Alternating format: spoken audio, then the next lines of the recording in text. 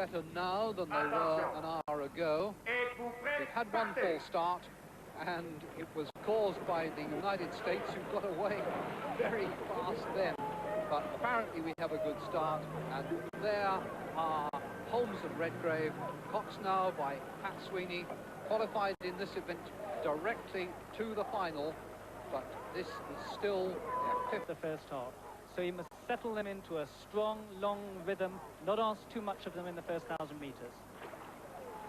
Holmes and Redgrave tested our nerve yesterday when they were down with 250 metres to go against the Romanians and rode through superbly to take that title. Here now the challenge is between Italy in lane 6 and East Germany in 4. The East Germans, represented by Dieter Kirchhoff and Mario Streit, new crew since East Germany took the bronze medals last year. They've come from the 8th, 4th last year.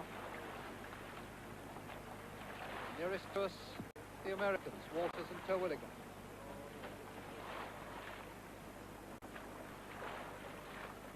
We'll get the times at 500 metres. Britain in second place, 3¼ seconds down on the Italians, and only just ahead of the East Germans, with Romania in 4th.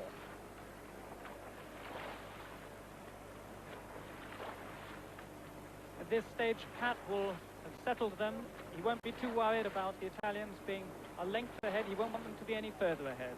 He'll need to motivate them, lift them through the tiredness of racing another World Championship final in 24 hours, call the race plan, the bursts, the position of the other crews, and steer as straight as a ruler.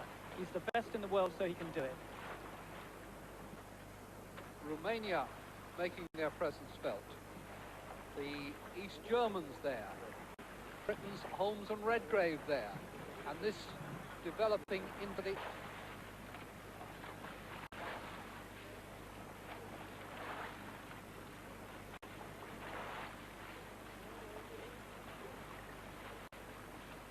angle of the cameras can be very deceptive, and before jumping to conclusions, it may pay us to wait for the times at the halfway stage. The margin, remember, was 3.25 between Italy and Great Britain at 500 metres. They go through halfway. Abbagnale's 3.25 is now 5.38. So, Colin, it's all on the last 1,000 metres. And what goes through Pat Sweeney's mind at this point? They are determined to add this championship to their Olympic gold and their world goals beforehand. The Abbagnale's record in the 1980s is impressive indeed.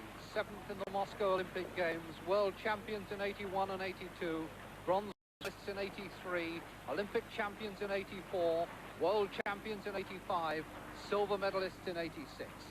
That's the challenge that Holmes, Redgrave and Sweeney have to overcome.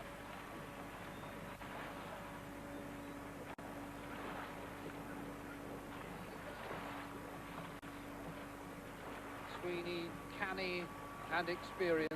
This was going to be a tough week. You're looking at the Romanians, Popescu and Tomayaga, champions 2 years ago. Now have a new Cox, Maureen Gheorghe.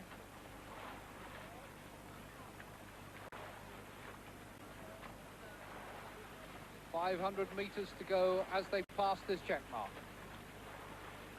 2 lengths still the margin. They've got to start building now. If they're expecting to leave it any later, they can forget it. Need a lot more now. Well, there's nothing left to save it for now. They've had to pace themselves over the week, over 5 tough races. But now they have 4 rowing.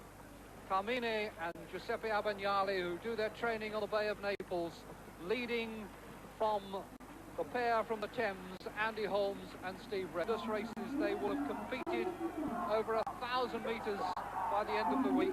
Abbagnale is giving it everything they've got, and they've got about a length and a quarter, and they've only got 50 metres to go.